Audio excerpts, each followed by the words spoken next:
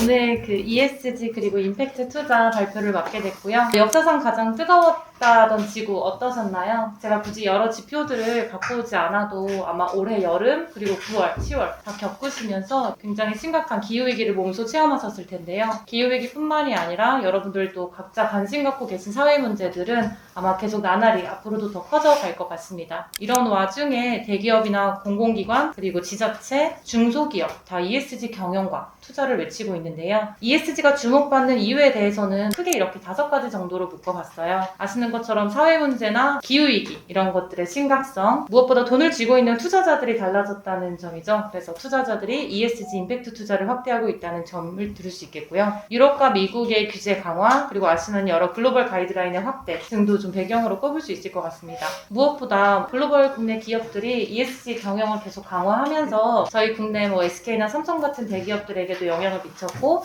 이제 그들의 ESG 경영 선포는 중소기업, 중견기업, 그리고 저희 스타트업계까지 영향을 미치고 있다고 말씀드릴 수 있을 것 같습니다. 그리고 이제 여기 많은 분들이 정말 MZ세대이실 텐데요. 디지털 채널이나 MZ세대 분들의 부상도 중요한 배경인 것 같아요. 그래서는 안 되지만 더 이상 조직 내의 많은 것들을 숨길 수가 없는 시대가 됐고, 더더욱 투명하게 모든 정보들이 공개가 되고 있는 시대이고, 어떤 목소리를 내고 행동하는 MZ분들이 소비자로서 또 직원으로서 많아지고 있다는 점도 배경으로 꼽을 수 있을 것 같습니다.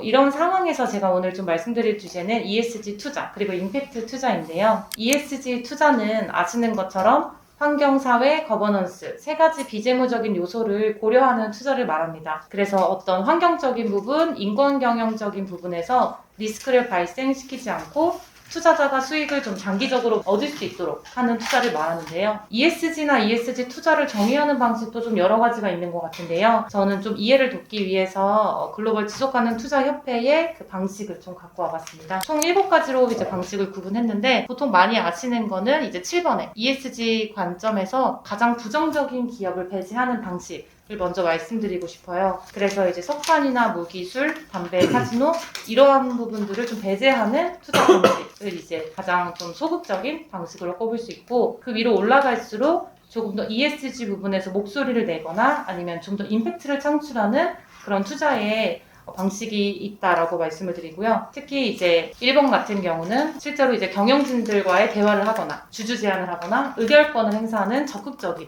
움직임이고요. 오늘 또 말씀드릴 임팩트 투자 역시 어떤 사회나 환경 문제를 해결하면서 긍정적인 가치에 관심을 두는 투자로 굉장히 ESG 안에서도 적극적인 투자다라는 부분을 저희가 알 수 있을 것 같습니다. 그럼 ESG에서 임팩트 투자로 좀 더 좁혀 들어가면요. 제가 앞서 7가지 중에서 임팩트 투자가 굉장히 적극적이라고 말씀을 드렸잖아요.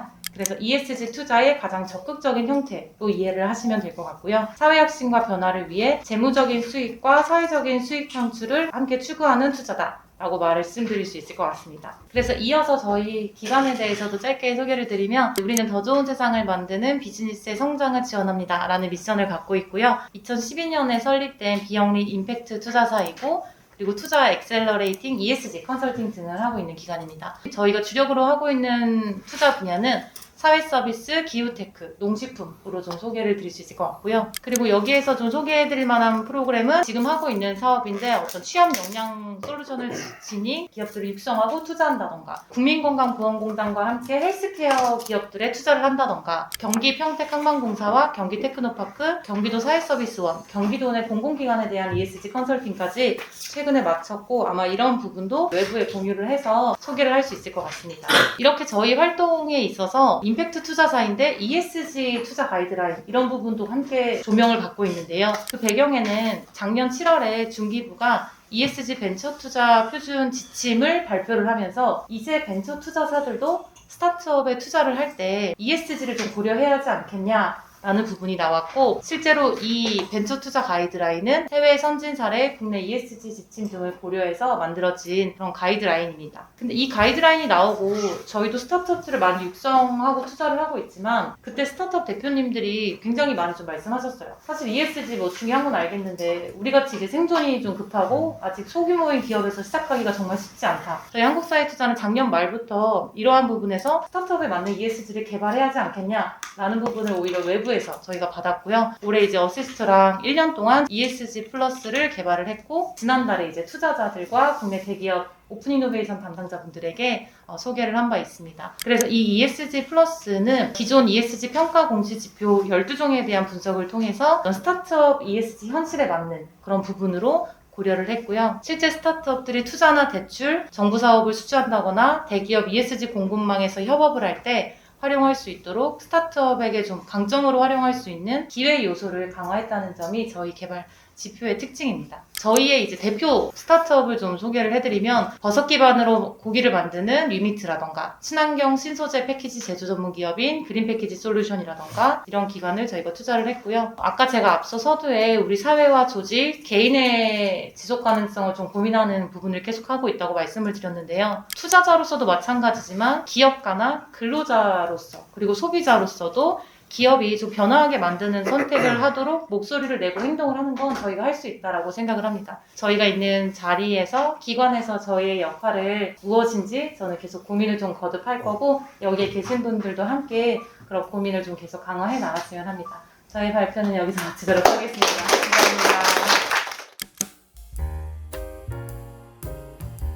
그러면 또 ESG가 나왔는데 뭐가 변별되는가에 대해서 뭐 여러 학자분들, 여러 뭐 언론인들, 전문가분들이 말을 하시는 게 있겠습니다만은, 저는 저 부제가 사실 ESG가 그간 CSR, CSV, 사회공헌 여러 키워드가 좀 변별되는 지점이 아닌가 싶습니다. 투자라는 단어가 사실 한국 사회에서 좀 부정적으로 운이되는 경우가 많잖아요. 투기라든지 아니면은 뭐 좀 정치적인 여러 가지 사건들과 좀 결부되면서 투자라는 단어가 좀 오용되고 있는데, 요게 좀 CSR, CSV가 막 분별 없이 쓰일 때 뭐가 다른가에 대해서는 여러 측면이 있겠지만 제가 짧게 이해하는 바로는 요 측면이었다고 생각합니다. ESG 렌즈가 투자자에게도 기업에게도 그리고 이제 우리 사회 전체에도 이익이 될 수 있다는 그런 좋은 논리가 ESG 담론의 본령이라고 생각하고, 투자라는 단어 개념과 가장 밀접한 회사를 꼽으라면 자산운용사라고 생각을 합니다. 그래서 그런 측면에서 자산운용사가 왜 ESG에 대해서 고민하고 있는지에 대해서 좀 설명드릴 수 있는 좀 초반 챕터였다. 그러면 이제 자산운용사가 ESG랑 관련된 거 잘 알겠는데 너넨 부동산 운용사인데 또 어떤 측면에서 관련이 있니? 라고 물어보실 수도 있을 것 같아서, 요즘에 저희 업계에서 ESG 하는 분들이 많이 쓰는 용어가 그린 프리미엄 말 그대로 해석 그대로, 그린이라서 프리미엄을 받는 거고 브라운은 브라운이라서 디스카운트를 받는 건데, 저게 이제 건물 영역에서 벌어지고 있다. 브라운은 좀 낙후된 혹은 뭐 좀 시설이 노후화됐거나 아니면은 건물 자체가 탄소 배출을 많이 한다든지 그냥 환경에 해가 된다만 하면 환경운동가들 시선이고, 나중에 저 건물을 매각할 때 제값을 못 받는다라는 되게 경제적인 논리입니다. 그린 프리미엄도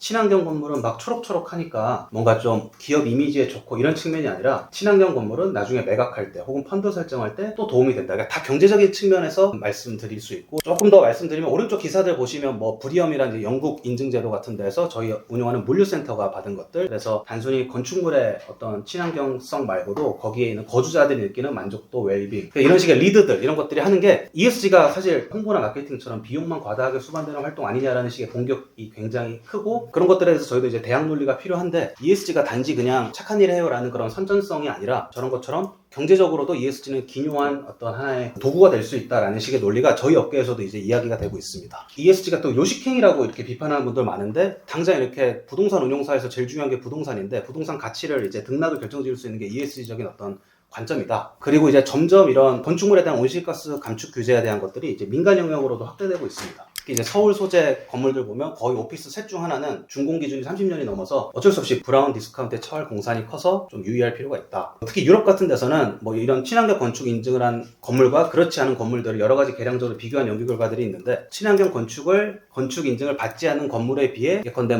런던 같은 데서는 가격이 25% 정도 비쌌다고 합니다. 그러면은 진짜 돈만 생각하는 관점에서도 ESG는 굉장히 합리적인 선택안이 될 수 있다. 그래서 마지막에 제가 써놓은 게 녹색, 갈색 이런 것들이 뭐 당위적이고 윤리적이고 도덕적이고 이런 어떤 뭔가 도덕적 훈계 이런 게 아니라 경제적이고 실리적인 측면으로도 굉장히 유효한 개념이다 라는 것을 설명을 드리고 싶습니다. 마스턴의 ESG 스토리, 부동산 금융업계가 좀 투박해 보일 수 있고 좀 남성 중심적으로 보일 수도 있고, 그동안은 사실 그래왔던 것도 사실인데, 저희가 여성 사회이사를 선임했습니다. 근데 아시겠지만 저희는 상장회사가 아니기 때문에 의무가 아니지만 좀 선제적으로 선임을 하였습니다. 저희 업계 그린리스트라고 친환경 임대차 동의서가 있는데, 강제 조항은 아니지만 최대한 이렇게 임대차 동의서에도 ESG 철학을 녹여낼 수 있도록 좀 노력하자. 그리고 안전 셋업제 이런 건 이제 중대재해처벌법이라든지 건축업계에서 좀 유의해야 될 것들이 많습니다. 그런 것들에 대해서 좀 미리 선제적으로 대비를 한 것이고, 저희가 물류센터를 많이 개발하고 운영하는 회사이기 때문에 그런 물류 내 고효율 냉동 시스템 특허를 아예 등록을 했습니다. 그래서 그렇게 전력 비용도 절감하고 냉매도 감축하고 이런 식의 마스터링 더 많은 여러 가지 일들을 하고 있는데 상장사도 아닌데 ESG를 고민하고 있는 여러 맥락에 대해서 이해를 해주시면 좋을 것 같고 부족한 발표를 여기서 마치도록 하겠습니다.